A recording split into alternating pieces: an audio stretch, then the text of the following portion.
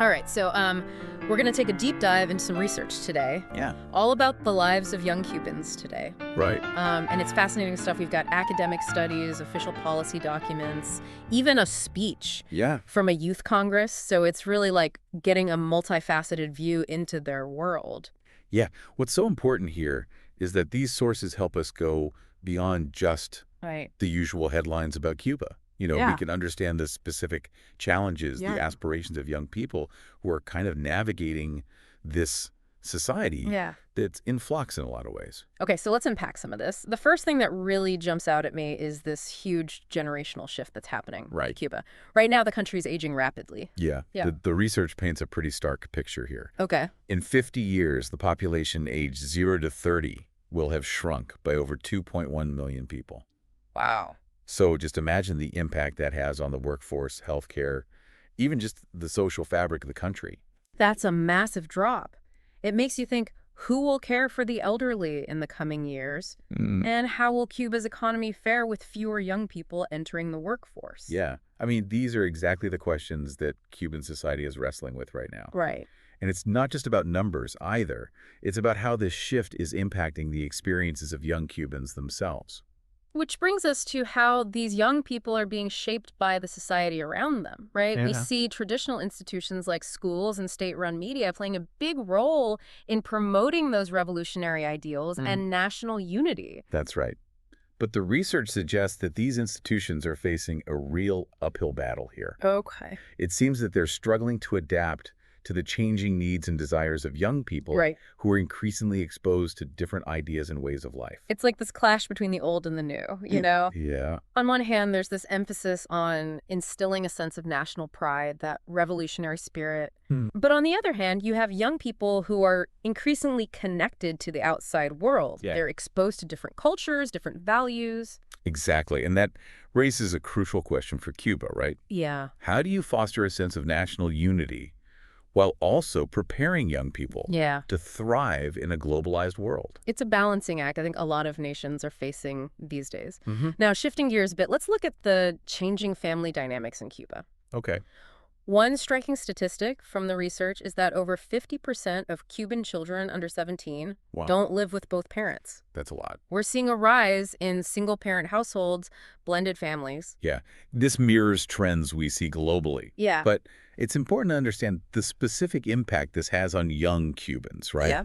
How are these evolving family structures influencing their socialization, their well-being, even their sense of belonging? Right. These are questions researchers are trying to answer. It really makes you think about the support systems these young people have and how these changing family structures might affect their future relationships and aspirations. Absolutely. It's a complex issue with long-term implications for Cuban society as a whole. Now let's talk about education. Okay. It seems like a majority of young Cubans still aspire to higher education and professional careers. Yeah. It's clearly still a cornerstone of Cuban society. Yeah, it is. But there are some signs of a disconnect emerging. Oh, really? The research hints at a gap between what's being taught in schools and what young people feel they actually need to succeed in this rapidly changing world. Can you give us like a concrete example of this disconnect? Sure. So while medical and science careers remain popular choices, Okay. there's a growing awareness that more emphasis is needed on humanities and critical thinking skills. I see. The jobs of the future are going to demand creativity, problem-solving, adaptability skills that aren't always emphasized in a traditional curriculum. It's a global challenge, isn't it? It is. Preparing young people for jobs that don't even exist yet. How do you equip them with the tools to navigate a future that's filled with unknowns? Precisely. It's about fostering those core competencies, the ability to think critically, adapt to change, Yeah. find creative solutions to complex problems. Yeah. Those are the skills that will really equip them for success in the long run. Now let's talk about how young Cubans are spending their free time. The sources kind of paint this picture of music socializing, heading to the beach. It sounds almost idyllic. It does, but it's essential to look beyond the surface here. Yep. Access to diverse cultural and recreational activities remains limited for many young Cubans. Right. And then there are growing concerns about things like smoking, alcohol consumption, even drug use among young people. We were particularly struck by that national study that found that 11.8% of adolescents smoke. Yeah. And a staggering 35.7% consume alcohol. Yeah, those numbers are definitely alarming. Yeah. They point to a need for more targeted interventions and greater adjustment in youth-friendly spaces and activities, places where they can have healthy outlets for their energy and curiosity. We can't ignore the elephant in the room, either technology and connectivity. Right. It's becoming increasingly common among young Cubans, Yeah. but it comes with its own set of limitations. Absolutely. Mobile phones and the internet are changing the game. But access is often through those expensive public Wi-Fi zones. Yeah. Home internet remains a luxury for many. You have to imagine how frustrating that must be for young people who are so used to instant connectivity. Yeah. This limited access is creating a digital divide, cutting them off from opportunities and experiences that their peers in other parts of the world take for granted. Yeah, it highlights the need for greater investment in Cuba's digital infrastructure. Yeah. Without it, young Cubans will continue to be disadvantaged in a world that's increasingly reliant on technology. All right, let's wrap up this part of our deep dive by looking at political engagement. We know the Cuban government encourages youth participation through organizations like the Young Communist League, also known as the UJC. Right. But there seems to be more to the story. There is. There's a growing recognition that this one-size-fits-all approach to political engagement isn't really resonating with all young Cubans. Okay. They're seeking more diverse and inclusive ways to participate in shaping their society. One statistic that really jumped out was that only 30% of new members of the Communist Party come from the ranks of the UJC. Yeah, that's a significant indicator. Yeah. It suggests a need to really listen to the concerns of young people outside of these traditional structures and to create meaningful avenues for them to have a voice. Yeah. And make a difference in the issues that matter most to them. Well, it's a complex picture, isn't it? It is. And it's one we'll continue to explore in part 2 of our deep dive into the world of Cuban youth. Yeah, I'm looking forward to it. Me too. Thanks for being here. Thanks for having me. It's fascinating how these sources reveal the ways young Cubans are adapting to the changes happening all around them. One thing that really stood out to me was the role of music. Yeah. It's so much more than just entertainment in Cuba. Oh, yeah. It's this powerful form of expression connection, even resistance for young people. Music has always been such a core part of Cuban culture, hasn't it? Exactly. And it's evolving alongside Cuban society. Yep. You know, young people are blending those traditional genres like son and timba with global influences like hip-hop and electronic music. It creates this incredibly vibrant and dynamic soundscape. It's like they're creating a soundtrack to their lives, right? Yeah. Reflecting their experiences, their hopes, their frustrations. And it's not just about listening either. It's about creating. There's this whole burgeoning underground music scene in Cuba with young artists who are pushing boundaries and experimenting with new sounds. How is the government responding to all this creative energy? I mean, are they embracing it or trying to control it? It's a bit of both, actually. On one hand, there's a recognition that music can be harnessed to promote national unity and cultural identity. Okay. You see this in state-sponsored music festivals and events that really showcase that traditional Cuban music. But on the other hand, there's also that concern about lyrics that might be critical of the government. Right. Or that promote values that clash with the official ideology. Exactly. So there's this tension between allowing creative expression and maintaining a degree of control. Right. It's a tightrope walk. And it's something these young musicians are navigating in really interesting ways. This desire for connection and creative expression also ties into the rising popularity of video games among young Cubans. Yeah. And we found some really interesting insights about this in the sources. It's definitely connected to that increasing availability of technology. Yeah.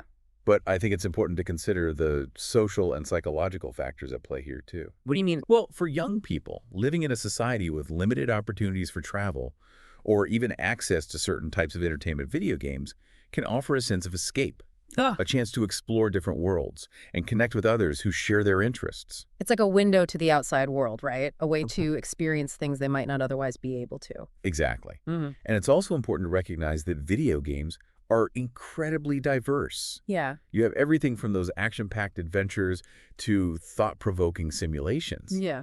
It's a complex and evolving landscape. Yeah. And it's definitely shaping the way young people view themselves and the world around them. The sources also touched on the fact that not all video games are created equal. Right. Some promote violence or unhealthy competition, which can raise concerns in a society that emphasizes collectivism and social harmony. That's a valid point. Yeah. The Cuban government is understandably wary of the potential negative impacts of certain types of games. There's this ongoing debate about how to balance the freedom to enjoy this form of entertainment with the need to protect young people from harmful content. It's a complex issue with no easy answers. It really is. But one thing that's clear is that video games are here to stay. Yeah. And they're playing an increasingly important role in the lives of young Cubans. And not just in terms of individual entertainment either. Okay. We also see the rise of online gaming communities, Right. which are creating new spaces for young people to connect, socialize, and even build relationships. It's like this whole other layer of social interaction is emerging, right? One that transcends physical boundaries. Exactly. And it really challenges those traditional notions of community and belonging. For young Cubans who may feel isolated from the wider world due to various restrictions, these online communities can offer a sense of connection and belonging they might not find elsewhere. It's remarkable how technology is simultaneously a source of tension and a catalyst for connection in Cuba. It's a dynamic we see playing out in societies all over the world. Technology disrupts the status quo, and it creates opportunities as well as challenges. Speaking of disruption, the sources also highlight this growing discontent among young Cubans with the pace of economic and political reform. Yeah, there's this palpable sense of impatience, Right. a feeling that things just aren't changing fast enough. Young people are witnessing those possibilities offered by the outside world through technology, Yeah. and they're questioning why they can't access those same opportunities in their own country. They see their peers in other countries enjoying greater freedoms and opportunities, and they're wondering when Cuba will catch up. They're questioning those restrictions on private enterprise, the limitations on internet access, the lack of political freedom. It's a generation that's less willing to accept the sacrifices that previous generations endured. It sounds like the Cuban government is facing a real dilemma here. They are. How do you balance the need for stability with those demands for greater freedom and opportunity? It's an incredibly difficult balancing act. And the stakes are high because the future of Cuba really hinges on its ability to meet the aspirations of its young people. So how is the government responding to this growing discontent? Right. Are they listening to the concerns of young people, or are they doubling down on control? We see evidence of both in the sources. On one hand, there are efforts to engage young people in dialogue, to create spaces for them to voice their opinions and participate in those decision-making processes. Okay. But there are also reports of crackdowns on dissent limitations, on freedom of speech, and a reluctance to really embrace meaningful political reform. So it's a delicate dance. It is. And it's one that the Cuban government is still figuring out. The path forward is uncertain. Yeah. But one thing is clear. Young people are going to play a pivotal role in shaping the future of Cuba. Their energy, their ideas, their desire for a better future, it's a powerful force. Absolutely. But we can't fully grasp the complexities of their situation without acknowledging that historical and political context. And a major part of that context is the impact of the U.S. embargo on their lives. Yeah, absolutely. We can't talk about the challenges these young Cubans are facing without kind of addressing the elephant in the room. Yeah. The U.S. embargo, right? It's been in place for decades now, and its effects are really deeply woven into the fabric of Cuban society. Yeah, it's impossible to fully understand the realities for young Cubans without taking that historical and political context into account. Yeah. The embargo has impacted everything from economic opportunities to access to basic goods and services. It's like trying to build a future with one hand tied behind your back. That's a great analogy. The embargo limits access to markets, to investments, to technologies that could really help young Cubans reach their full potential. Yeah. It's a constant barrier to progress. The sources we reviewed even mentioned that accessing basic things like medicine, educational materials can be incredibly difficult because of the embargo's restrictions. It's a daily struggle for many Cubans. Right. And it creates a sense of frustration and isolation, especially for young people who are trying to build their lives and their careers. Imagine having big dreams, but constantly feeling like the world is just out of reach. It's heartbreaking to consider those missed opportunities. And it's not just about material things either. Right. The embargo also impacts things like travel Yeah. and cultural exchange. Absolutely. Yeah. Many young Cubans dream of experiencing the world beyond their shores. Yeah. But the embargo makes it incredibly difficult to obtain visas or even afford travel.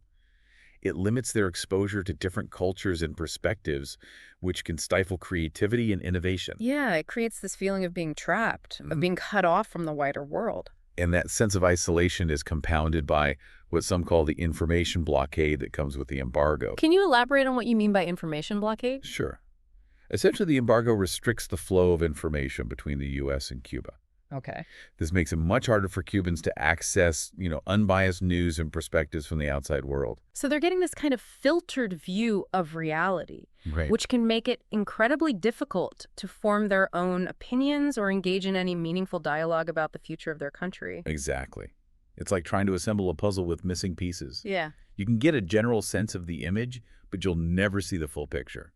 So we've got this incredibly complex interplay of factors shaping the lives of young Cubans, the generational shift, Yeah. the evolving family dynamics, this yearning for greater economic and political freedom, and then the constant weight of the U.S. embargo. It's a lot to navigate, and it's a testament to their resilience and ingenuity, that they are finding ways to thrive despite all these challenges. What really struck me while we were reading these sources was that despite the hardships, there's this glimmer of hope. I completely agree.